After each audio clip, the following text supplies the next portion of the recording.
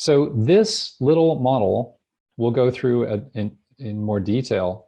This little model is endlessly useful. We say, oh God, it's so simplistic. You know, I'll never forget actually when Susan introduced me to it.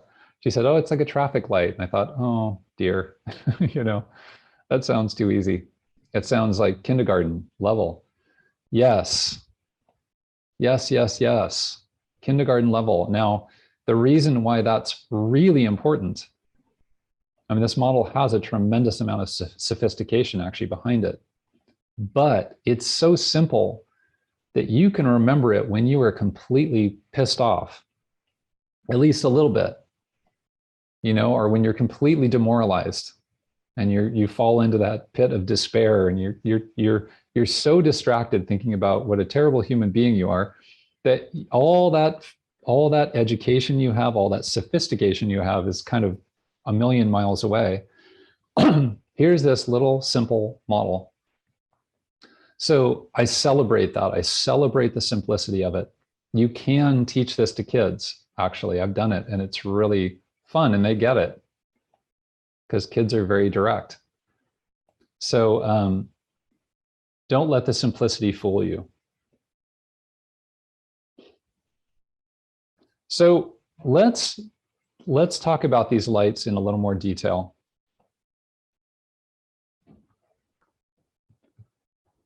So the green light, and there's different ways to use this. You can talk about I'm in the green light, maybe somebody else is not. Or you could say both of us are in the green light, so the conversation is very open. So here we're talking about a conversation that's in the green light. And you say we're attuned. Attunement just means we're both paying attention.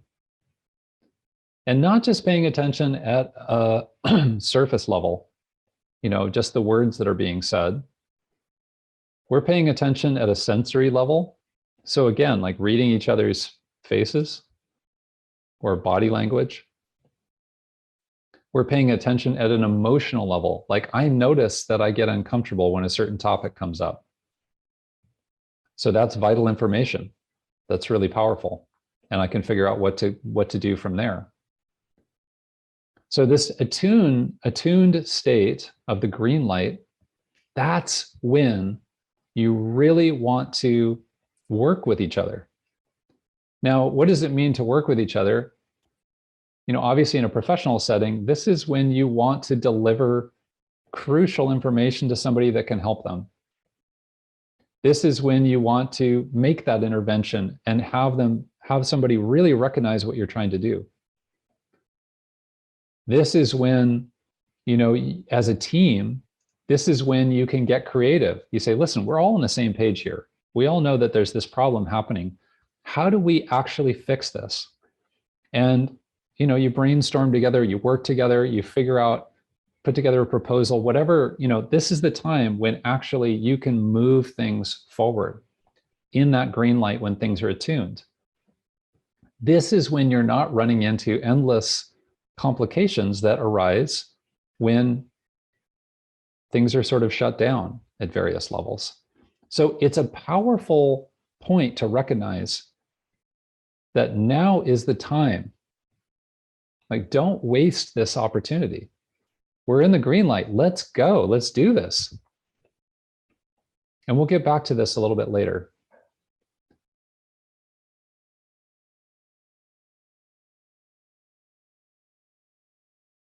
You've stopped listening or thinking about how to respond to the person melting down. Well, that's an interesting point, actually. You can be in the green light and be curious. You can be in the green light and say, for example, okay, I'm not going to buy into all of this that's going on because we're kind of missing the point somehow. You know, a lot of words are coming here, but I actually don't think this is really what we're getting to. You know, what actually, where do we really need to go? Like for me, in my professional capacity, there are directions I need to go in. And the question is, how am I going to get there? So it's not necessarily shut down to suddenly to kind of step back for a moment and go, where do we need to go, and how are we going to go there? You know, what is the response? What is the intervention that's actually going to be positive and useful? So there's a natural coming and going. Like we're not, let's say, we're not in all three of our points of our natural communication system at the same time. We might be more in our mind sometimes. We might be more in our emotional sensing sometimes. Sometimes, you might be more at the physical level. I think of my ex-wife who worked at a mental health clinic, and there was a lot of folks with severe mental health and problems. And then somebody would pull out a knife and start threatening people. And, you're in your senses at that point. You should be in your senses because you need to steer clear of the end of that knife. So there's a natural flow. We don't have to feel bad about that. So, so what about the yellow light? Now, the yellow light is the in-between state. The door is not quite open and it's not quite shut. And we're right on that edge. Now, we could be right on that edge ourselves. I could be right on that edge. Like, oh my goodness, I'm at my limit. I'm so at my limit right now. Am I going to fall in, or can I actually regain my balance, so to speak? So let's talk about this process. How does the yellow light happen? So here we are, we're in the green light. That sitting person represents that being connected to your natural communication system.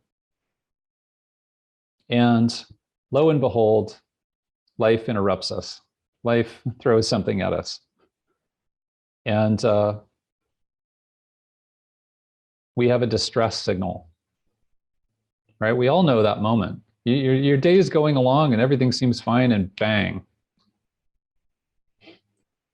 Now, that alone is not necessarily the yellow light.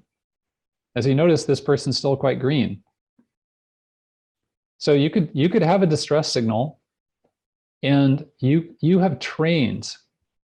This is a very important point. You've trained in how to really stay connected to yourself. So you just go, ouch, man, that hurt. That hurts so bad. I was so shocked. God, I really didn't see that coming. The fact that that person said that in that meeting, or like, wow, one of my clients I found out something really tough and they're really suffering, and that hurts. And that's real. So that's not necessarily the yellow light. What happens with the yellow light is when this proceeds. So I feel groundless and caught off guard. Now, even that is still, you can see it's still pretty green.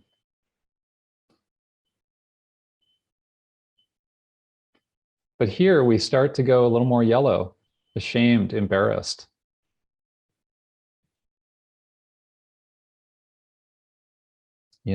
Disappointment. And now disappointment itself is still not completely yellow. Here's where we go completely yellow.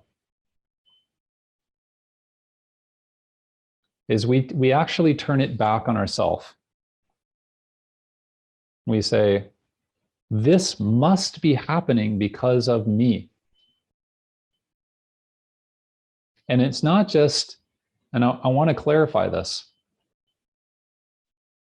We're not saying it happened because of me because I made a mistake, because sometimes we do make mistakes. And that's not what we're talking about here. Mistakes do happen. We have to deal with those. We might have regrets about making a mistake, whatever. That's just normal human life.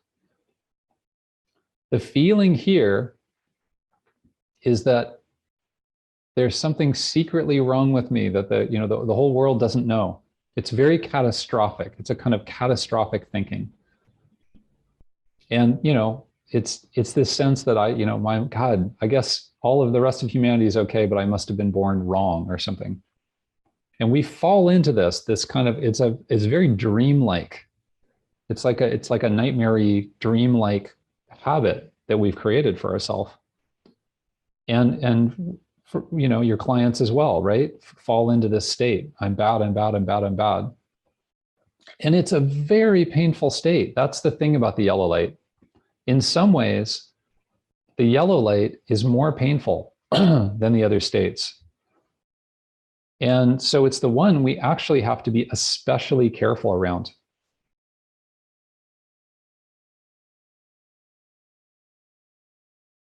We fall into almost kind of a nihilism. We say, oh yeah, it's just the world, it's terrible or something. But from our perspective, we say, listen, where are the points of intervention? How can we actually do something different? Because we're sick of this, getting the same results, right? So that's this sense. We're tired of it. We don't want the same downward spiral. And the key point of intervention, and this is important for all of you, is that yellow light.